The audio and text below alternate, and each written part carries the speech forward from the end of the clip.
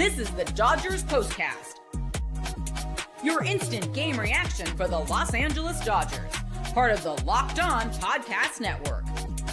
Your team every day.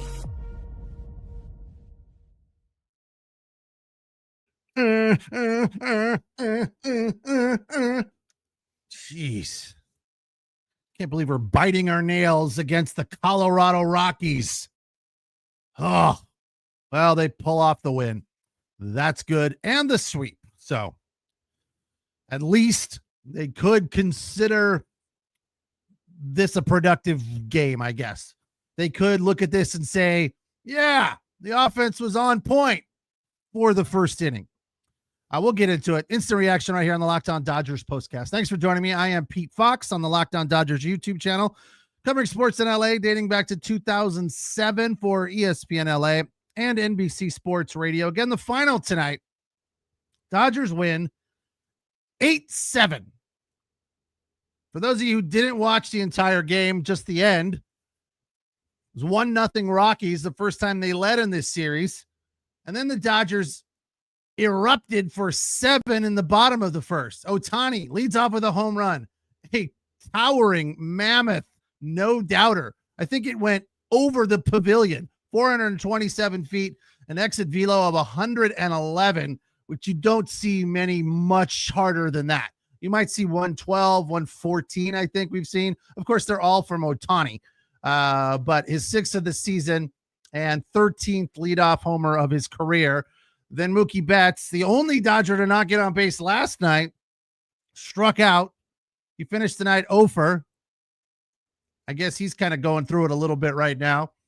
And although he did get on base twice with a couple of walks, then Freddie Freeman launched one to right field. Perfectly struck, pure swing, two-seamer, 407, his 3rd of the season. That was nice to see.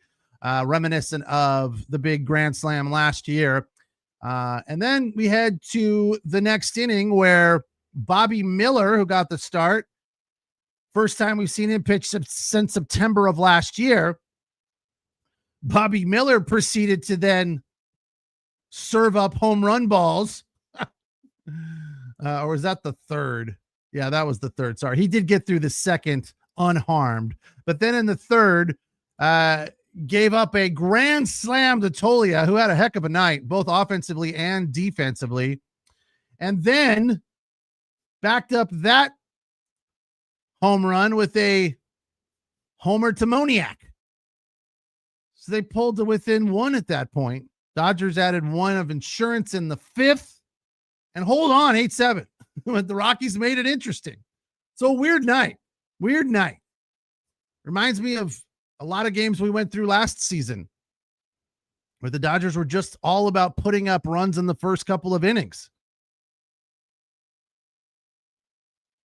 Nando. Haven't heard from Nando in a while. What's up, dude? Thanks for joining us here. Bobby Miller lasted longer than Kershaw's last outing. That's true. But I went back. My memory, I purely go off memory a lot of times when it comes to this, and frequently I'm wrong. Jeff of Locked On Dodgers likes to point out those times. But my memory of the last time we saw Bobby Miller was not a good one. He was rough against Miami. And then the game before that, he gave up 4 against Miami in September last year. And before that, he gave up like 7. And the game before that, he gave up like 6 over like 3 or 4 innings. And we sat here every night after Bobby Miller would pitch and would say, when are they going to pull the string on Bobby Miller and say, we're done, you're going back to AAA? Well, it was after that game in September against the Marlins. And we didn't see him again in the postseason at all. So to the best of my knowledge, I didn't check that, but I'm pretty confident after those last few outings, they didn't have any confidence in him on the mound. Well, today he came out and had 5 strikeouts pretty quick, gave up that run in the first and struck out the side. And then he had another couple in the second. So he racked up 5 Ks pretty fast, finished with 7 Ks. Like, here's his stat line: 3 innings, 6 runs on 8 hits, only 1 walk, and 7 Ks, but 2 home runs that were back to back. His ERA is 18 after that outing. He did a nice job of mixing it up, though. His Ks went like this: curve, sinker, four seam, curve, four seam.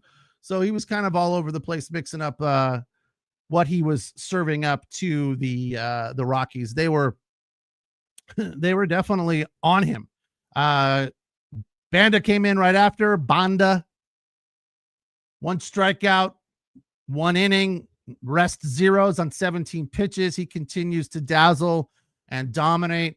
Kasperius went 3, got himself out of some jams. I thought maybe they stretching him a little too far. Remember the last time we saw Kasperius was on Saturday night against the Cubbies when the Dodgers got hammered 16-0, and Joe and Eric Karros were saying, well, Kasperius has to wear it. And I kept saying, why? Came on here afterwards, and no one could give me an answer as to why they felt Kasperius had to wear it. I was talking to a dad at the high school game that I was working yesterday. Well, did you watch that game on Saturday? He's like, yeah.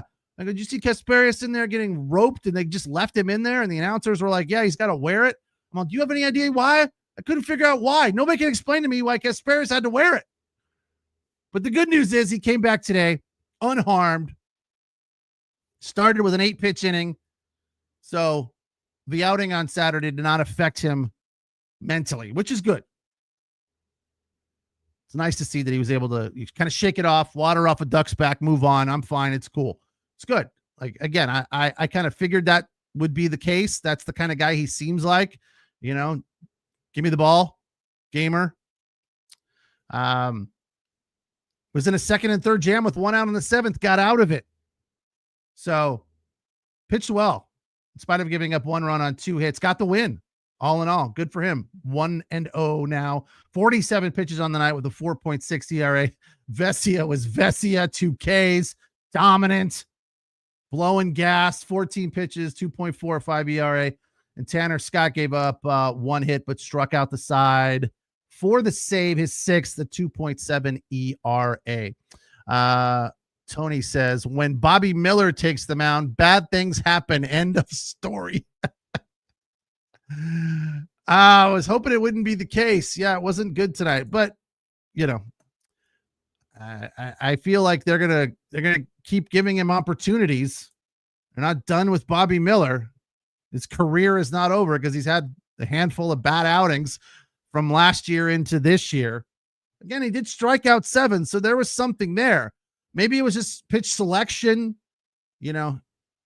The pitches that were hit out were not good pitches. They were right over the plate. So they took advantage, rightfully so, like Andy Pajes did. We'll get to Andy Pajes' night here in just a little bit. Let's take our first break and tell you about our sponsors, and then we'll come back and talk about Andy Pajes, who had a night. Is Andy Pajes figuring it out? Has he found something? I don't know. We'll get into it after this. It's the Locked On Dodgers POSTCAST on the Locked On Dodgers YouTube channel, the place to hang out when every game is done. Don't forget to check out Jeff and Vince with the Locked On Daily Dodgers podcast Monday through Friday, where they get into it a little deeper than I do here on the POSTCAST. They give you 30, 35 minutes every day. So make sure you check them out.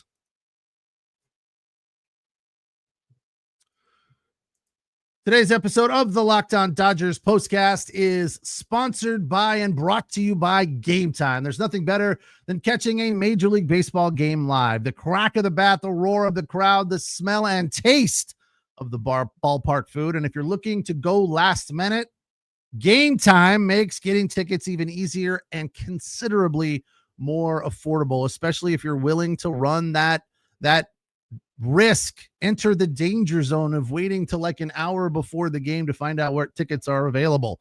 With last minute deals, all-in pricing, and low price guarantees, Game Time takes the stress out of buying MLB tickets. Plus, ticket prices drop as the game time gets closer, meaning you can score incredible deals. Game Time has a view from your seat option, which You click on the tickets you're looking to buy, and it'll show you the view from your seat, which is valuable to me because sometimes you can move over one section or up a section, save yourself some money, and the view doesn't change all that dramatically. Sometimes it even gets better. So take the guesswork out of buying tickets with Game Time. Download the Game Time app, create an account, use the code LOCKEDONMLB for $20 off your first purchase. Terms apply. Again, create an account and redeem the code LOCKEDONMLB for $20 off your first purchase. Download Game Time today. Last minute tickets, lowest price guaranteed. Tonight's episode also brought to you by Prize Picks. Basketball and hockey playoffs are heating up, and there's no better way to turn your sports knowledge into real rewards than with Prize Picks. And by real rewards, we mean cold hard cash. The easiest and most exciting way to play daily fantasy is Prize Picks. With Prize Picks, it's simple. You pick more or less on at least two players from two teams and their projections, and you're in. You can even combine players across sports, basketball, hockey and basketball, hockey and baseball, whatever you want, for your chance to win up to 2,000 times your cash.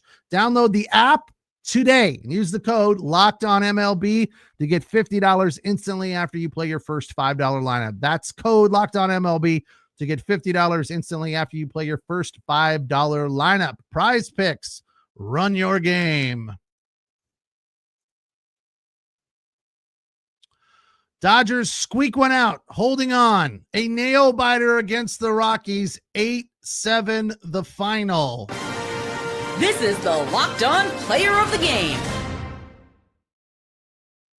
Well, I feel like I've done it a couple of times now. But do we have to give it to Andy Pages? Led the team in RBI, knocked in 3. Knocked in what ultimately would be the game winner, knocked in Max Muncy. Andy Pages, 2 hits, 3 RBI. Honestly, he should be embarrassed, though, if he didn't hit those balls into left field. Fastballs right down Main Street. His one-dimensional swing works out when the other pitcher serves up routine fastballs right down Main Street. Not to take away anything from putting bat to ball. It's not that easy. It's hard to do, right? But full happy Pages. I'm sorry. He did pop one up to right, but in the end, his 2 hits yanked to left between third and short, but 3 RBI. Clutch hitting. Good job, AP. Way to get it done. Player of the game, Andy Pages. Although he flubbed one in the outfield. I don't know if it cost him a run or not, but I think it did. Or it allowed the runner to score a little bit more stress-free. Let's put it that way. Had a, just ball hammered off the wall and Pages booted it. They didn't give him an error or anything, but it if he had played it cleanly, play at the plate would have been a little bit tighter. So Andy Pages, player of the game. This is what you'll be talking about. Well, I think we'll be talking about a sweep, right? Dodgers feeling pretty good about the offense anyway. I don't love the fact, I'll be honest, that they put up 7 in the first and then 1 in the 5th. And after the first, they were like 4 for 25 or something. I mean, completely went to sleep. That's not the type of Dodger team and the type of victory that I like to see. It's exciting. It's fun. But, it almost, we saw it so many times last year. It's almost like they waste all their gas and energy in the first inning, and then they're like, we don't really need to do any more, do we? Do we have to score more runs? Do we have to run around the bases more? I mean, we should be able to win the game with 7, right? No, they wouldn't have if it was just 7. They needed 1 more. They got it, fortunately. Again, thanks to Andy Pages. I can't believe it. It is unbelievable. Miracles never cease to exist. But maybe he's found something. Now, if he could just figure out a way to bring those hands inside, a la good hitters like Mookie Betts, although Mookie's going through it right now in a bit of a slump, batting .266. But, if you could bring those hands inside, Will Smith style, poke one up the middle, right field, then I'll change my tune. Meantime, though, Andy Pages is a one-dimensional hitter. Where's Mookie here? Last 7 days, 6 games, 23 at-bats, 5 hits, 3 runs versus Colorado. only 2 hits in this series? Really? Wow, that's surprising. 2 hits, 1 double, 1 home run. So his 2 hits were extra base hits at least. Yeah, so Mookie's not really red hot right now, but he will be, not to worry. Shohei Ohtani again, 2 for 5. Weird day for him. 2 for 5 leadoff home run. Towering blast, 427 feet with an exit velo of 111. 1 run scored, of course, the home run, 2 RBI because he knocked in one in the bottom of the first as well. It was up twice in the first inning and then didn't do anything the rest of the day. And his 2 strikeouts were horrible at bats, off balance, swinging at pitches in the dirt. It was just bad news. I was like, what happened to him?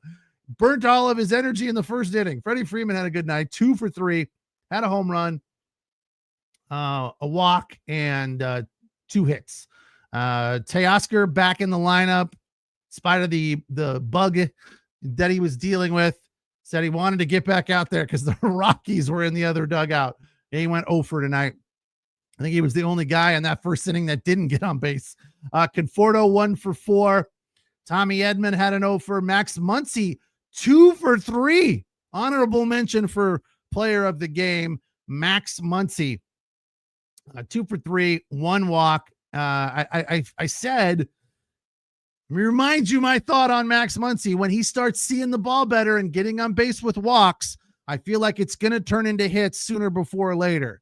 And that's what happened tonight. Batting average at 193, OPS little over 500. So hopefully he's starting to get on a roll. Again, Pages 2 for 4, 3 RBI, only 1 K tonight. And Austin Barnes, an RBI double in that 7-run first inning. So that was good to see for those of you that hate Austin Barnes and think that he is incapable of playing Major League Baseball or putting the ball in play. Tonight he proved you wrong. By the way, that at bat from Max Muncy, one of his 2 hits in the 5th inning where he fouled off like 4 in a row, and one of them just on the outside of the fair foul pole, nearly a home run. It was nice to see him turn that into a base hit, because over the last few weeks, the start of this season, that would be a situation where Max Muncy would put bat to ball 3 or 4 times, nearly hit one out, and then swing in a bad pitch over his head and strike out. So I feel like he's starting to get his zone zoomed in and tightened up as to what he's looking for. And that's a good thing for Max Muncy. I mean, he's never going to be a guy, if we get 220, 230 out of Max Muncy batting average, I think we're all happy, right? You don't expect 270, 280 from Muncy. If he puts up 240, then that's a win. That's a win right there. Mr. Seabad still on Pages and Muncy. I thought Muncy needed to be DFA'd along with Pages. Also, they need to fire Dave Roberts. And for those of you that don't know, that's a joke that many of the commenters, the regulars, say that Dave Roberts needs to be fired regardless of a win or a loss. So it wouldn't be a Dodger postcast without somebody calling for Dave Roberts' head. All right, 8-7 the final today. Dodgers pull off the sweep, get the win. We went through the Dodger pitching box score and the Rockies, no need mentioning that. Also, I think we talked about Tolia, yeah. 1 for 4, grand slam, but made a spectacular play at first base late in the game to record an out that was needed for them at that point to make it interesting heading into the 9th inning. So he had a nice day. But all in all, tough series for this team. They're struggling. Worst team in baseball record-wise right now after the loss, 3-15 and 1-11 on the road. Dodgers improved to 14-6, 10-2 on the road. Day off tomorrow, which means back at it on Friday, 5:05 in Arlington, Globe Life. It'll be Jacob deGrom against Yoshinobu Yamamoto. That's going to be a heck of a pitching matchup right there.